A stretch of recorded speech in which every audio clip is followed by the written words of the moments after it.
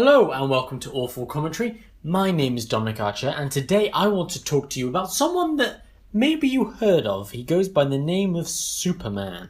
Now, Superman's pretty famous around these parts, and for good reason. The guy's over 80 years old and he's still faster than a speeding bullet, and he can still leap buildings in a single bound. Although maybe the locomotive bit is a little outdated now. But it's not Superman's powers that I want to delve into in this video. Instead, I want to talk about what he means to us, what he means to society. And this may seem a little dumb. After all, he's just a comic book character, but this is not just a character, it's a symbol, and a symbol that's been around for almost 100 years. After all, Hamlet just got one play, and Sherlock Holmes got a lot of books, but he sure didn't get 80 years worth. So it's worth noting that when we talk about Superman, we're talking about one of the most well-developed, most intricately developed characters in the history of the world. But for us to discuss what Superman means now, we really need to think about what he was intended to be. For many people, when Superman was created by Siegel and Shuster in the 1930s, he was made to represent the immigrant culture. Without wanting to delve too much into the history, America was a country built upon immigrants, but it didn't necessarily like them that much. A story that pretty much still rings true today. And so the story of Superman is of someone who comes from outside of America, or in this case outside of Earth, but comes to embody everything that America is. And it is here that I feel the modern definition of Superman has kind of gone askew. For those who have seen Man of Steel or Batman vs Superman, you'll know that the Zack Snyder movies have tried to give us a darker, more cynical, grittier Superman to blend better with the world that we live in today. It's been said that Superman exists as a reflection of America. And that because today's America isn't the flag-waving golden generation America of yesterday, Superman shouldn't be either. But I disagree with this on a fundamental level. In today's society, Superman is not cynical, he is not dark, and he is not jaded. Clark Kent is all of those things. Because Superman is not a representation of America, he's a representation of the American dream. Clark Kent, on the other hand, is Kal-El's personification of what he deems Americans to be like. Clark Kent is the mirror reflection of America as seen by an alien god. But as true as that is, Clark Kent is also an American man. This is a man born in Kansas, raised by an American family, gone to an American school, got a job in America, he's travelled around the world, but his home, even as an alien, is still in America. Clark Kent and Superman are not the same person. Clark Kent is a US citizen and a human being. A decent human being, but human nonetheless. Superman, on the other hand, is a Kryptonian. And we know this to be true because on his chest sits the Kryptonian symbol for hope. Yes, that big S, it's not actually an S. It's Kryptonian. And this is where I feel the Snyder movies get it wrong, because they've tried to create a Man of Steel who represents the lives of the ordinary man.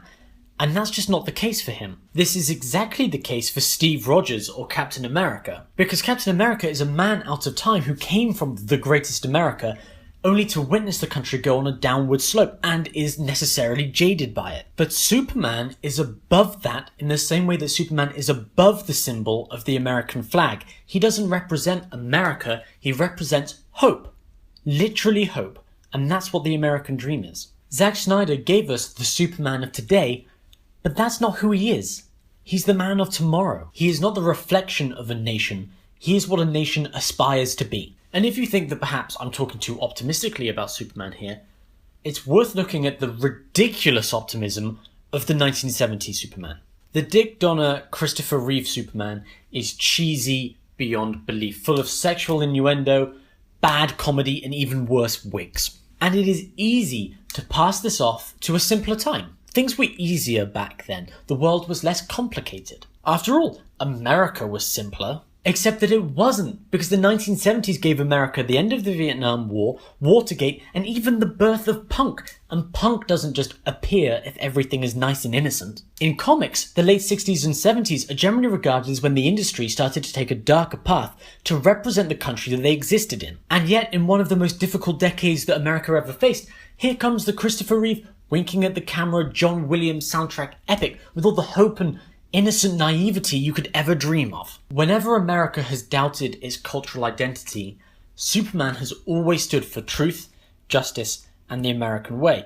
And while those are three things that maybe don't ring as true in America today as they did before in the 30s, this is not the only time in history that has happened. Because no matter what happens to America, no matter what happens to Earth, no matter what happens to the whole human race, Kal-El and Superman are steadfast. Here are two quotes from Jor-El, Superman's Kryptonian father. The first one from Superman 1978 and the second one from Man of Steel. They can be a great people, Kal-El. They wish to be. They only lack the light to show the way. And you will give the people of Earth an ideal to strive towards. They will race behind you. They will stumble and they will fall. But in time, they will join you in the sun. In time, you will help them accomplish wonders. Jor-El understands what it means to be Superman because while the Kents are responsible for the man that Clark has become, Jor-El knows that he will always be more than that. He will always be held to a higher standard, and he must almost symbolize more than what Clark can be. Clark and Kal have to be two separate entities, and this is why Lois calls him one, and Wonder Woman should probably call him the other. So that's my thoughts on what the Superman character means to us. It's at least what it means to me. I try to avoid mentioning his powers, his abilities as much as possible, because I think it's easy with Superman to just get bogged down in what he can do, rather than who he is. But if you guys would like to see a video about Superman's powers, then please leave a comment below and we'll see what we can do. Thank you for joining us on Awful Commentary, and we will see you next time.